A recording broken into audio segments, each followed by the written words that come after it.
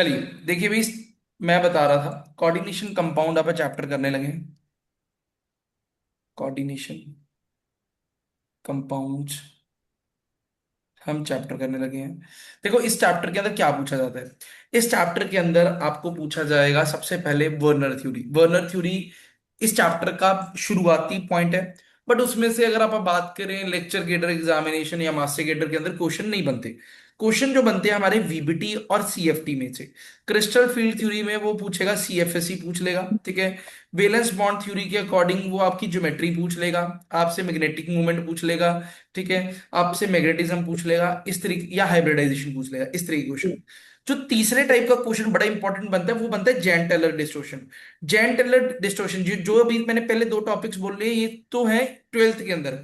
Jain Teller distortion जो है वो आती है आपकी ग्रेजुएशन और मास्टर्स के अंदर। देखो जैन टेलर डिस्टोर्शन के अंदर क्या करना है उसका भी बड़ा आसान तरीका समझाऊंगा। वो आपको तरीका आपने देख लेना है, उसके अंदर टॉपिक को कुछ करने की जरूरत नहीं, बस वो तरीका देखो, आपके क्वेश्चन सारे जेंटल डिस्टॉर्शन के हो जाएंगे। तो ये कुछ पॉइंट्स हैं कोऑर्डिनेशन कंपाउंड्स के, कुछ टॉपिक्स हैं उनमें से आता है, तो एक एक करके आप इसको स्टडी करते हैं। जिसको बिल्कुल भी स्क्रैच से कुछ भी नहीं आता कोऑर्डिनेशन का वो भी अब अटेंड कर लेना, अच्छे से आ जाएगा।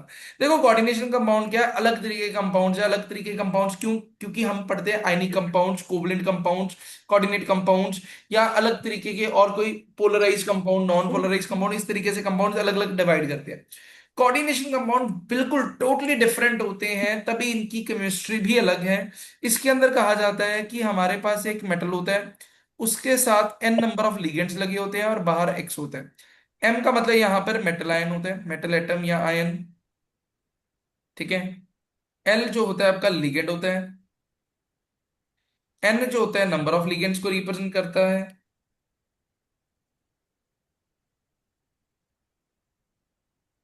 और एक्स जो होता है काउंटर आयन होता है, जो बाहर लगा होता है, ठीक है। तो ये हम बनाते हैं कोऑर्डिनेशन कंपाउंड। अब इसके अंदर बेसिक सी चीज कही जाती है, वो कहता है मेटल और लिगेंड के अंदर जो लिगेंड होता है वो इलेक्ट्रॉन पेयर डोनर होता है। लिगेंड क्या होता है? इलेक्ट्रॉन पेयर डोनर होता है। मेटल क्या होता है? इलेक्ट्रॉन पेयर एक्सेप्टर होता है। ये क्या करता है? इलेक्ट्रॉन पेयर को एक्सेप्ट करता है। इतनी बात क्लियर? बोलो, ये बात क्लियर? हाँ जी। लिगेंड क्या है? Electron pair donor. मेटल क्या है? Electron pair acceptor. अब यहां पर हमने ये चीज कर ली, ठीक है। अब अगर लिगेंड इलेक्ट्रॉन पेयर डोनर की तरह काम कर रहा है तो जो इलेक्ट्रॉन पेयर डोनेट करता है उसे क्या कहते हैं? Lewis base. तो यहां पर ना एक क्वेश्चन, एक पॉइंट ये डाला जाता है, क्या लिगेंड लुईस एसिड की तरह बिहेव करता है कि लुईस बेस? तो आप कहेंगे लुईस बेस क्यों डोनेट कर रहा है। मेटल जो है वो इलेक्ट्रॉन पेयर को एक्सेप्ट कर रहा है तो कैसे काम करेगा? लुईस एसिड की तरह बिहेव करेगा। बोलो क्लियर? हाँ जी। इसमें कोई डाउट? लुइस एसिड जरा बिहेव करेगा। ओके। ये बात पहली क्लियर होगी। फिर उसके बाद इसके अंदर आपने क्या ध्यान रखना है? इसके अंदर जो आपने ध्यान रखना है कि हमारे पास शुरुआती कोऑर्डिनेशन कंपाउंड कौन कौन से थे। हमारा क्लोरोफिल था, कल भी मैंने बताए थे। और कौन सा था? हीमोग्लोबिन था। और कौन सा था? विटामिन बी 12 था। ये हमारे शुरुआती कोऑर्डिनेशन कंपाउंड थे। इनमें मेटल कौन सा यूज हुआ था? मेटल यूज कौन सा था? क्लोरोफिल के अंदर हमारा मेटल कौन सा था? मैग्नीशियम। मैग्नीशियम। हीमोग्लोबिन में आयरन। विटामिन बी 12 में क्या था? बोलो। Cobalt cobalt. कोबाल्ट। ये था। तो ये हमारे शुरुआती दौर के कोऑर्डिनेशन कंपाउंड, या आप कह सकते हैं सबसे पहले कोऑर्डिनेशन कंपाउंड जो डिटेक्ट हुए थे नेचर के अंदर, वो ये वाले तीन थे जो आपने ध्यान रखनी। उसके बाद दूसरी चीज हमारे पास, ये तो होगी बेसिक क्राइटेरिया, ये पता लग गया। अब यहां पर इसके बाद हमारे पास सबसे पहली थ्योरी आती है वर्नर थ्योरी। Werner's theory. देखो वर्नर थ्योरी के अंदर आपने क्या ध्यान रखना है, इधर देखो भी। वर्नर थ्योरी के अंदर सिंपल सी बात है। वर्नर ने क्या किया था? एक्सपेरिमेंट परफॉर्म करवाया था। उसने क्या किया? कोबाल्ट क्लोराइड लिया, COCl3 लिया, और उसकी अमोनिया के साथ रिएक्शन करवाई। जब कोबाल्ट क्लोराइड और अमोनिया की रिएक्शन करवाई ना, उसने ना अलग अलग तरीके की ऑब्जर्वेशन देखी। क्या ऑब्जर्वेशन देखी? देखना इधर, मैं यहां पे बनाता हूं। कॉम्प्लेक्स कंपाउंड, अभी उसको स्ट्रक्चर नहीं पता था इसका। उसने कहा जी, पहले केस में COCl3 के साथ 6 अमोनिया है, दूसरे केस में COCl3 के साथ 5 अमोनिया रिएक्ट करवाए, COCl3 के साथ हमारे 4 अमोनिया ट्रीट हुए, COCl3 के साथ हमारे फिर 4 अमोनिया ट्रीट करवाए। ठीक है। अब देखना, कलर ऑब्जर्व्ड। अब ये जो चीज है ना, कलर ऑब्जर्व, अब तुम कहोगे कलर कैसे आया? कलर उसको भी नहीं पता, कलर एक्सपेरिमेंटली डिटरमाइंड था, मतलब उसने जब रिएक्ट करवाया तो कलर क्या आया? पहले वाले में येलो कलर आया था, दूसरे वाले में पर्पल आया, तीसरे वाले सर में उसका लास्ट वाला, ग्रीन आया। लास्ट वाला जो है 3 अमोनिया आना ना। नहीं नहीं, 3 नहीं, 4 ही है, मैं बताता हूँ क्या क्या डिफरेंस है उसके अंदर। ठीक है, हमारे पास ये आया। ठीक है। अब हमारे पास ये कलर्स आए। अब वो कहता है, बड़ा परेशान हुआ, वो कहता है जी सबसे पहले येलो, पर्पल, ग्रीन, और लास्ट दो में देखो 4 अमोनिया 4 अमोनिया, दो 3Cl 3Cl, एक CO एक CO, कलर डिफरेंट आ रहा है। वो कहता है नहीं, पता नहीं लगा। वो कहता है चलो ठीक है, एक और एक्सपेरिमेंट करते हैं, कलर तो नहीं पता लगा। कहता हमारे पास ना क्या करते हैं, एक्सेस अमाउंट ऑफ AgNO3 डालते हैं, एक्सेस ऑफ AgNO3 एडेड, तो number of moles of AgCl precipitated कितने थे? देखो भी, कहता जब एक्सेस अमाउंट के अंदर AgNO3 डाला ना, तो हमारे पास AgCl जो प्रेसिपिटेट हुए, पहले वाले केस में 3 AgCl के मोल निकले, दूसरे में 2 निकले, तीसरे में 1 निकला, उससे अगले में भी 1 निकला। वो कहता चलो ठीक है यार। अब यहां से थोड़ी सी पिक्चर क्लियर क्लियर हुई। वो कहता अगर पहले वाले में 3 AgCl निकले, तो 3 AgCl कब निकल देंगे? जब ये जो 3Cl उसने डाले थे वो फ्री है। अब यहां से बात शुरू हुई क्या? वो कहता जो कोऑर्डिनेशन कंपाउंड का स्ट्रक्चर हमने पढ़ा ना, उस स्ट्रक्चर के अंदर जो क्लोज ब्रैकेट लिखी है उसे कहा जाता है कोऑर्डिनेशन स्फीयर। क्लोज ब्रैकेट को कोऑर्डिनेशन स्फीयर, और जो क्लोज ब्रैकेट के बाहर है उसे लिखा जाता है क्या? Ionisation sphere. क्या लिखा जाता है? Ionisation sphere. अब इसके अंदर इंटरेस्टिंग चीज क्या है? वो कहता कोऑर्डिनेशन स्फीयर के अंदर जो आ गया वो जेल है, वो एक तरीके की जेल है, उसके अंदर जो आ गया वो बाहर नहीं निकल सकता। यानी कि कोऑर्डिनेशन स्फीयर क्या है? Non ionisable. वो क्या है? नॉन आयोनाइजेबल, मतलब उसको तोड़ा नहीं जा सकता। बट आयोनाइजेशन स्फीयर नाम ही आयोनाइजेशन स्फीयर है, यानी कि वो जगह जहां आयोनाइजेशन हो सकती है, वो जगह जहां आयोनाइजेशन हो सकती है। तो मेरे को एक बात बताओ, तुम्हें बेसिक आइडिया हो गया किसका? कोऑर्डिनेशन कंपाउंड का। अब यहां पर देखना, अगर 3Cl बाहर निकल रहे हैं, 3Cl प्रेसिपिटेट हो रहे हैं, तो मेरे को एक बात बताओ, कोऑर्डिनेशन स्फीयर के बाहर जो आयनाइजेशन स्फीयर था उसमें कितने Cl रहे होंगे? बोलो, कितने Cl रहे होंगे? 3 3। सर। 3। तो बाकी का सारा क्या होगा? बाकी का तामझाम क्या होगा अंदर? तो कोबाल्ट के साथ 6 अमोनिया क्या होंगे अंदर कोऑर्डिनेशन स्फीयर में। तो यहां से दुनिया में सबसे पहली बार कोऑर्डिनेशन कंपाउंड के फॉर्मूले के ऊपर लाइट पड़ी, मतलब देखा गया कि ये पॉसिबल फॉर्मूला बन सकता है। बोलो, बात बता लगी? ये सारा काम, ये तीनों जो टेबल के अंदर अपने कॉलम्स बनाए, ये तीनों के तीनों एक्सपेरिमेंटल थे, मतलब करा आया। और ये जो है फॉर्मूला लिखने वाला, ये एक्सपेक्टेशन थी उसकी, उसने कहा ये हुआ होगा। समझे बात को? ये समझे भाई? बोलो। अब अब यहां पे देखो, अगले वाले में अगले वाले में क्या हुआ? अगले वाले में AgCl कितने बने? 2 मोल बने। वो कहता है अगर 2 मोल AgCl बन रहे हैं तो आयोनाइजेबल क्लोरीन कितने होंगे? 2 होंगे, है ना? 2। उसने कहा उसने कहा हमारे पास कोऑर्डिनेशन नंबर तो 6 ही रहेगा, तो बाहर 2 होंगे। अब यहां पे देखो क्या होगा, CONH3। अब 6 नहीं लिखेंगे, 5 लिखेंगे, क्योंकि एक Cl अंदर आ गया। ठीक है। अब 6 अमोनिया थे, 6 अमोनिया थे कि 5 थे? 5 थे। तो 5 अमोनिया, एक Cl, 2 Cl बार, तो काम डन हो गया। बोलो, क्लियर? क्लियर? आगे देखो, अगले वाले में एक Cl बाहर निकला, यानी कि एक AgCl का मोल बना, यानी कि आयोनाइजेबल क्लोरीन कितने हैं? एक। तो फिर बाकी क्या आएंगे अंदर? CONH3 4Cl2, ये हमारे पास आ जाएगा। और लास्ट वाले में क्या होगा? बोलो, लास्ट वाले में क्या होगा? हमारे पास क्या हो रहा है? हमारे पास अगेन एक एजीसीएल बन रहा है, तो ये होगा एक सीएल बाहर। तो वो कहता भाई ये तो दिमाग घूम गया, थर्ड और फोर्थ का फॉर्मूला, कोऑर्डिनेशन कंपाउंड का फॉर्मूला तो सेम है, बट कलर अलग अलग है। वो कहता क्या हो सकता है, कहता एक ट्रांस आइसोमर होएगा, एक सिस आइसोमर होएगा। बात समझ लगी? बोलो, ये बात समझ लगी? इसमें कोई डाउट? अब वो कहता है ट्रांस और सिस कैसे हुआ, अभी आगे जाके मैं आइसोमेरिज्म कराऊंगा, फिर देखने सिखाऊंगा। अभी ट्रांस और सिस कैसे, वैसे शॉर्टकट बता देता हूं।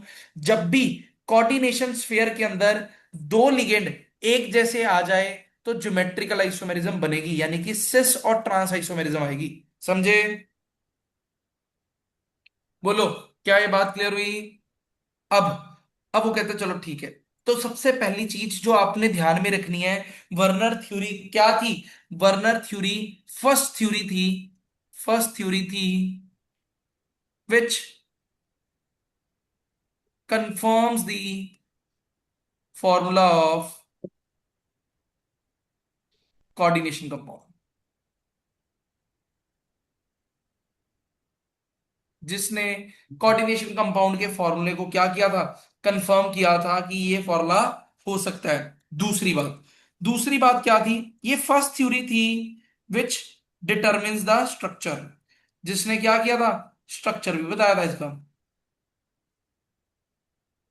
देखो भाई, स्ट्रक्चर बताया था, ज्योमेट्री नहीं बताई थी। स्ट्रक्चर और ज्योमेट्री में फर्क है। स्ट्रक्चर होता है ढांचा, कि ऐसा हो सकता है। ज्योमेट्री होती है परफेक्ट एंगल के साथ एक्सप्लेन कर रहा, वो नहीं बताया था इसने। इसने ढांचा बताया था। देखो कैसे, देखो हमारे पास बर्नर ने कहा दो वैलेंसी होती है, एक होती है primary valency,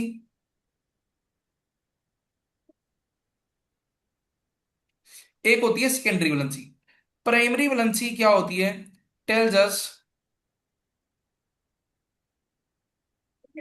about the oxidation state. किसके बारे में बताती है, ऑक्सीडेशन स्टेट के बारे में। सेकेंडरी वैलेंसी क्या होती है, टेल्स अस अबाउट दी क्या, कोऑर्डिनेशन कोऑर्डिनेशन नंबर। नंबर। किसके बारे में बताती है, कोऑर्डिनेशन नंबर के बारे में बताती है। अब यहां देखना, यहां देखना, फिर दूसरी चीज एक और बताई थी, प्राइमरी वैलेंसी जो होती है shown in the structure bye dotted line. Structure के अंदर डॉटेड लाइन के साथ शो करते हैं। सेकेंडरी वैलेंसी जो है shown in the structure bye solid line, उसे अपा सॉलिड लाइन के साथ दिखाते हैं। अब यहां देखना, हमने क्या बनाया, सीओ,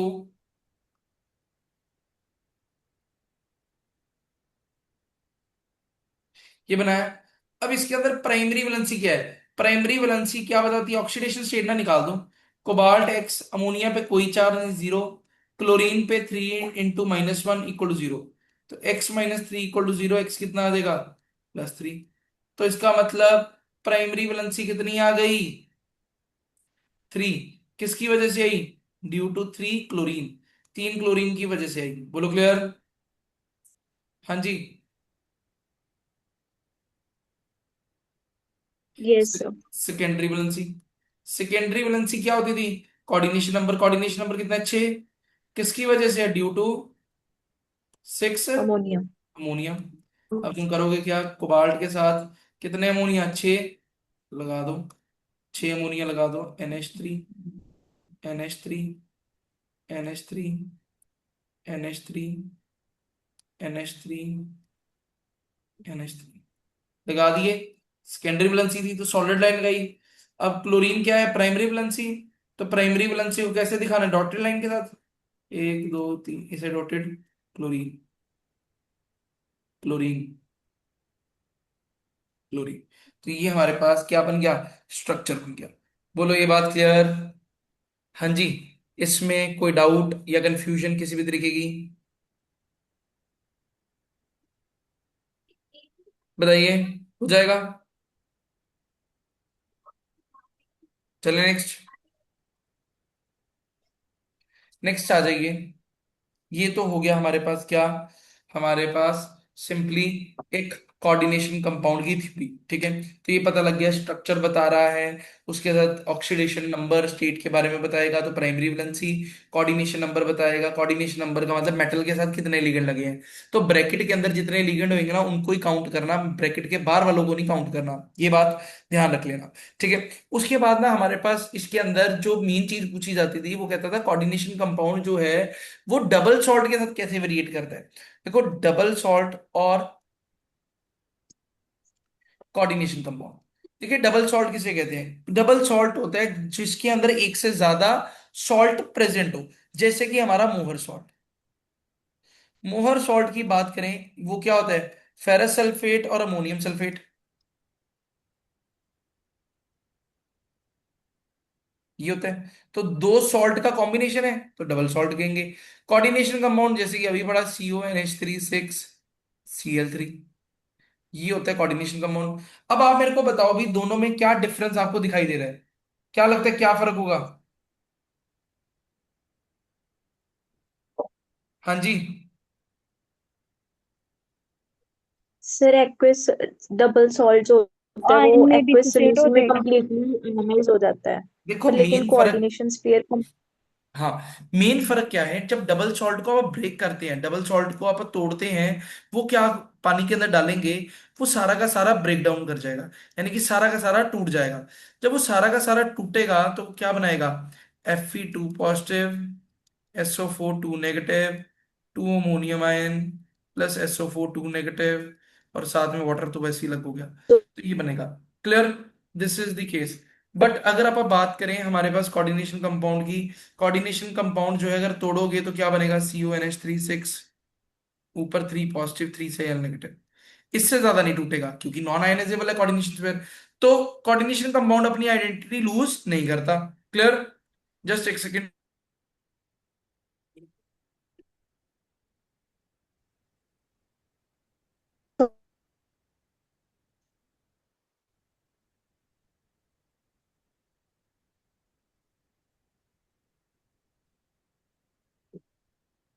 हाँ जी, क्लियर। तो ये बात तो क्लियर होगी, तो इसका मतलब कोऑर्डिनेशन कंपाउंड अपनी आइडेंटिटी लूज नहीं करता, एक्वस मीडियम में डबल सॉल्ट अपनी आइडेंटिटी लूज कर देता है। क्लियर? ये बात आपने ध्यान में रखनी है। उसके बाद नेक्स्ट हमारे पास अगली चीज क्या आती है? लिगेंड्स। लिगेंड्स अपन ने क्या पढ़े थे? लिगेंड्स उनको कहते थे which binds to metal atom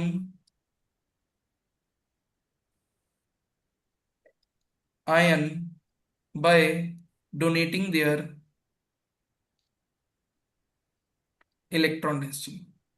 जो मेटल एटम या आयन के साथ बाइंड कर जाते हैं अपनी इलेक्ट्रॉन डेंसिटी को क्या करके? डोनेट करके। अब लिगेंड्स ना हमारे पास क्या होते हैं? अलग अलग टाइप्स के होते हैं, जैसे कि मोनोडेंटेट लिगेंड,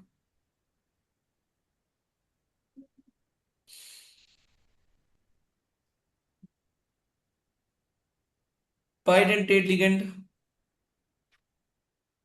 हेक्साडेंटेट लिगेंड, या ambidentate ligand.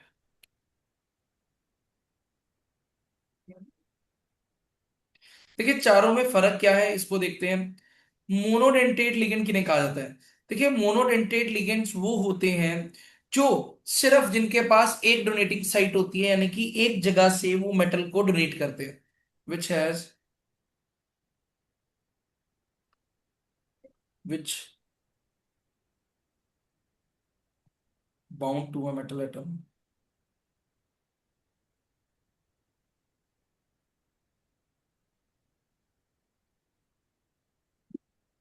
To one donor site, जो मेटल एटम के साथ बाउंड होते हैं एक डोनर साइट के थ्रू। ठीक है, एग्जाम्पल के तौर पे इसके अंदर कौन आ जाएगा? हमारे पास वाटर आ जाएगा, ठीक है, Cl नेगेटिव आ जाएगा, ये सारे लिगेंड्स जो है मोनोडेंटेट है। बाइडेंटेट जिसके पास टू कोऑर्डिनेटिंग साइट्स होंगी, दो जगह से जुड़ सकता है। इसके अंदर मोस्ट कॉमन जो होता है वो इथाइलिन डायमीन होता है, इथेन 1 2 डायमीन।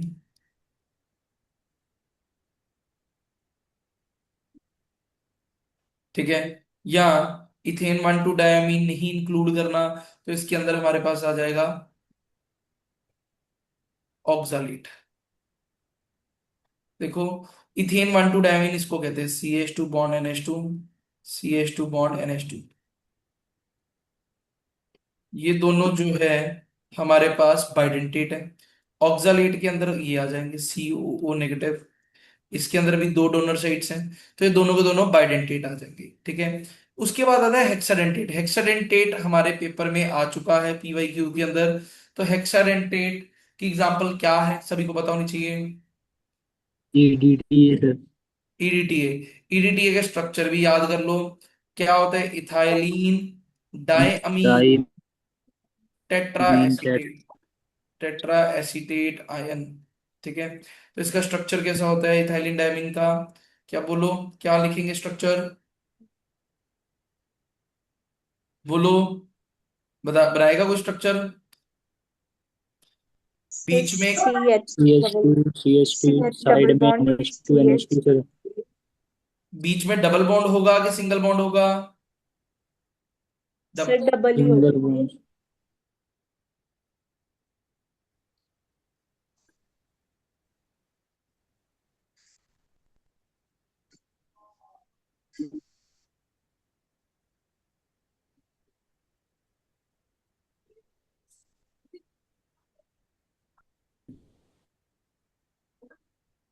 तो यहाँ पे डोनर साइड देखो भाई, एक नाइट्रोजन से डोनेट होगा और चार ऑक्सीजन से डोनेट होंगे, तो टोटल कितनी बनेगी, 6 डोनर बनेगी।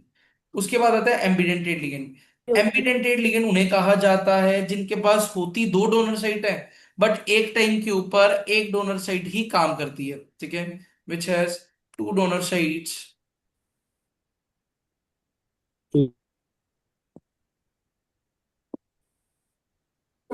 but at a time it coordinates to metal atom through one site only, जुड़ता एक ही जगह से है, ठीक है, उसे एम्बिडेंटेड लिगेंड कहते हैं। एग्जाम्पल इसमें क्या आ जाएगी, हमारा साइनाइड लिगेंड। साइनाइड कार्बन के थ्रू भी जोड़ सकता है और नाइट्रोजन के थ्रू भी जोड़ सकता है, तो ये कैसा लिगेंड हुआ, एक एम्बिडेंटेड लिगेंड हुआ, बोलो याद रहेगा। हाँ जी, ये तो सभी को याद होएगा। हाँ जी, बोलो, ठीक है। फिर एक इसके अंदर क्लोरीन। मेन चीज जो आती थी, जो हमारे पास आता है, टाइप ऑफ कॉम्प्लेक्सेस, दो तरीके के कॉम्प्लेक्स रहते हैं, एक होमोलेप्टिक, एक हेट्रोलेप्टिक। देखो भी यहाँ पर होमोलेप्टिक कॉम्प्लेक्स में लिख लीजिए, होमोलेप्टिक कॉम्प्लेक्स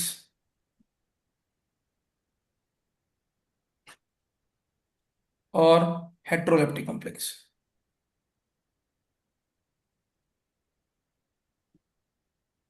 होमोलेप्टिक कॉम्प्लेक्स कौन से होते हैं, ऐसे कॉम्प्लेक्स जिनके अंदर लिगेंड एक जैसे होते हैं, such complexes in which all the ligands are of same type. सारे लिगेंड एक जैसे हो। हेट्रोलेप्टिक कॉम्प्लेक्सेस कौन से होते हैं, such complexes in which all the ligands are not of same type.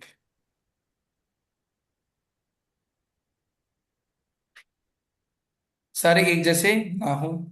Example के तौर पे जैसे CONH3 6, ऊपर 3 पॉजिटिव ये था, ये होमोलेप्टिक आ गया। हेट्रोलेप्टिक के अंदर CONH3 5 Cl के ऊपर 2 पॉजिटिव, ये आपका हेट्रोलेप्टिक आ गया। बोलो क्लियर। हाँ जी, क्लियर, इसमें कोई डाउट आ नहीं। तो नहीं, ठीक है। अब ये तो आपको क्लियर हो गया। उसके बाद ना हमारे पास जो होता है, हमारे पास आता है एक रूल जिसे हम कहते हैं EAN रूल।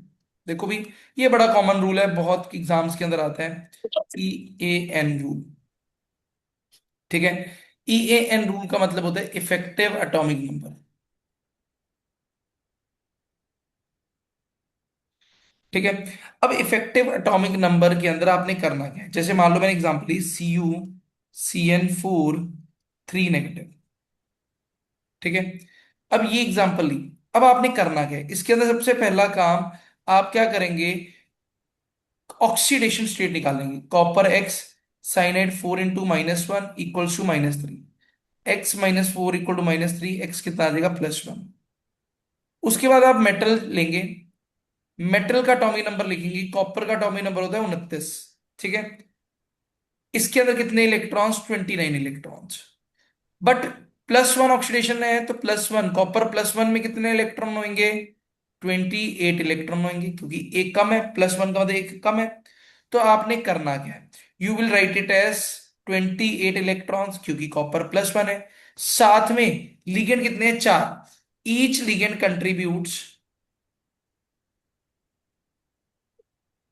2 इलेक्ट्रॉन। हर एक लिगेंड 2 इलेक्ट्रॉन कंट्रीब्यूट करेगा।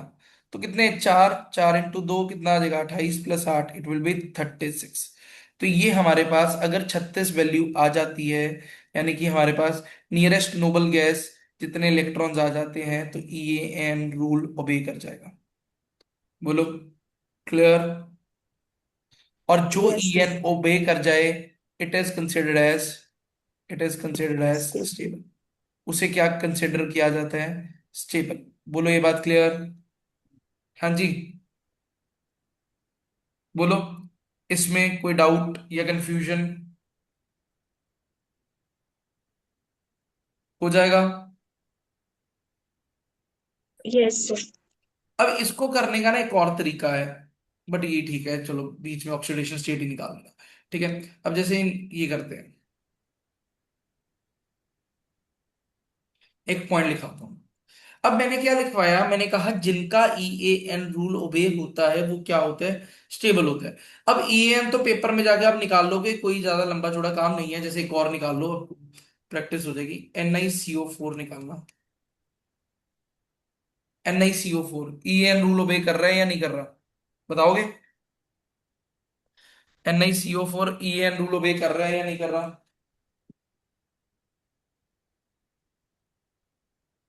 Sir, कर रहा है।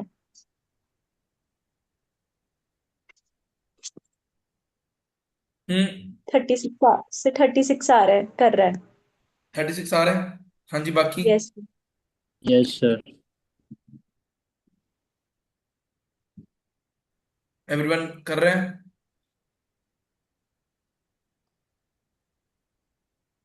यहाँ देखो, आप क्या करेंगे, निकल है एक्स, CO के ऊपर चार्ज कोई होता नहीं, 4 × 0 = 0, एक्स कितना आ जाएगा, 0। निकल में कोई सर चार्ज है ही नहीं। 28 होता है तो इसमें 28 इलेक्ट्रॉन होंगे। 28 इलेक्ट्रॉन निकल से आगे, एक CO 2 इलेक्ट्रॉन, 2 × 4, 28 + 8 36 आ गया। तो EAN रूल ओबेड। ठीक है। अब मैंने लिखवा रहा हूं कि आपा ने कहा जो EAN रूल ओबे करेगा वो स्टेबल होता है। कहता है कई ऐसे कॉम्प्लेक्सेस है जिनमें EAN रूल ओबे नहीं हो रहा फिर भी स्टेबल है। तो यहां पे लिख लो, PdCl4 ओवरऑल 2 नेगेटिव, ठीक है। AgNH3 twice overall positive. इसमें अगर वैल्यू निकालोगे 52 इलेक्ट्रॉन्स आएंगे, ठीक है। हमारे पास 52 आएंगे, 54 होने चाहिए थे, ठीक है। इसमें 50 आएंगे, ठीक है। NiCN4 होल पावर 2 नेगेटिव, इसमें 34 आएंगे, 36 होने चाहिए थे। NiEN3 2 पॉजिटिव, इसमें 38 आएंगे, ठीक है।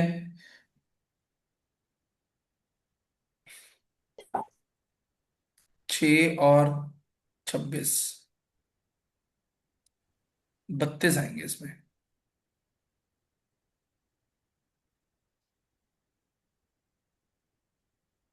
ठीक है। यहाँ पर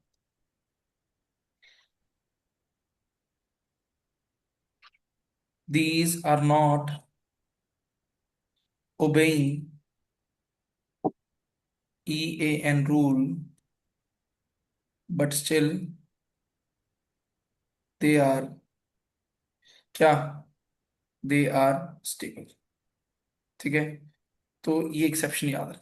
और भाई बात सुन लो, पेपर में जाके दिमाग ना लड़ाना, 36 नहीं होता ईएन रूल। मैंने कितनों को देखा है, वो कहेंगे सर 36 नहीं आ रहा, अनस्टेबल है। ओ भाई, हमारे पास nearest noble gas configuration, noble gas electron देखने हैं। तो जैसे अपन यहाँ पे पीछे कर रहे थे, ये NiCO4 किया, उसके इलेक्ट्रॉन नियरेस्ट नोबल गैस 36 के राउंड अबाउट है, तो 36 आ गया, ठीक है। अगर मान लो बड़ा है, जैसे अब यहाँ पे प्लेडियम आ गया, तो इसका अगली नोबल गैस 36 के बाद 54 पे होती है, तो 54 मैच करना चाहिए। 52 आ रहा है, 52 आ रहा है, तो मैच नहीं हो रहा, तो हम कहेंगे ईएन रोलो बे नहीं कर रहा। तो ईएन पे कहीं नहीं लिखा कि 36 होने चाहिए। नियरेस्ट नोबल गैस के जितने इलेक्ट्रॉन्स अगर बन रहे हैं, तो वो ईएन रूल को बे कर जाएगा। बोलो, ये बात क्लियर? हाँ जी। सर पाइडेंटेट लिगेंड है तो भी 2 से मल्टीप्लाई करेंगे? बाइडेंटेट को भी 2 से मल्टीप्लाई करेंगे?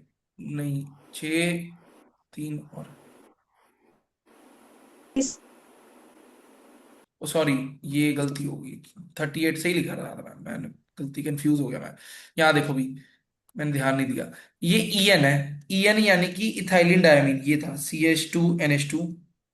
CH2NH2 तो एक इथाइलिन डायमीन के पास 4 इलेक्ट्रॉन्स है डोनेट करने के लिए। तो इसका मतलब निकल के अंदर +2, यानी कि निकल +2 जो है, उसके पास होंगे 26 इलेक्ट्रॉन। इथाइलिन डायमीन 3 है, एक इथाइलिन डायमीन 4 इलेक्ट्रॉन डोनेट कर रहा है, 4 × 3 12, तो 26 और 12 38 इलेक्ट्रॉन्स आएंगे। तो 38 आएंगे, 32 नहीं आएंगे, वो बाय मिस्टेक मैंने पहले 38 लिखा था, तो 38 ही आएंगे, ठीक है। गलती लगी, मैंने मोनोडेंटेट सोच लिया था, ठीक है। तो 38 ही बनेंगे। क्लियर? देख लेना भाई, बाइडेंटेट हो, बाइडेंटेट होएगा, ऑब्वियसली बात है ना, डबल हो गया। बाइडेंटेट, हमारे पास एक यूनिट, दो तरफ से डोनेटिंग साइड्स हैं, तो दो तरफ से डोनेटिंग साइड्स मतलब इलेक्ट्रॉन पेयर कितने होंगे? एक यूनिट के अंदर दो होंगे, यानी कि 4 इलेक्ट्रॉन्स होंगे, तो 3 के अंदर कितने? 12 इलेक्ट्रॉन्स होंगे। समझ में आई बात? बोलो, हो जाएगा? हाँ जी। क्लियर? सर। तो भाई, इतना आज के लिए कर लीजिए, ठीक है। आज वैसे भी कम आए हैं, ठीक है, आज इतना कर लो, बाकी अपा कल की क्लास में करेंगे, ठीक है। कल अपा सच क्वेश्चन प्रैक्टिस, कल अपा वो करेंगे, डाउट सेशन लगाएंगे, ठीक है। और परसों जो है आप इसको कंटिन्यू करेंगे। एक ना मैं नॉमनक्लेचर का एक फोटो भेज रहा हूँ, नॉमनक्लेचर कोऑर्डिनेशन अमाउंट्स की नॉमनक्लेचर शॉर्ट नोट्स से हैं, उसको एक बार जस्ट देख लेना, एक पेज ही है नॉमनक्लेचर का, समय लग जाएगा, ठीक है। उसको लिख लेना कॉपी पे, कल अपना पर नेक्स्ट क्लास में अपना टाइम बच जाएगा नाम लिखने में, ठीक है। क्लियर? चलिए, तो इतना कर लीजिए भाई।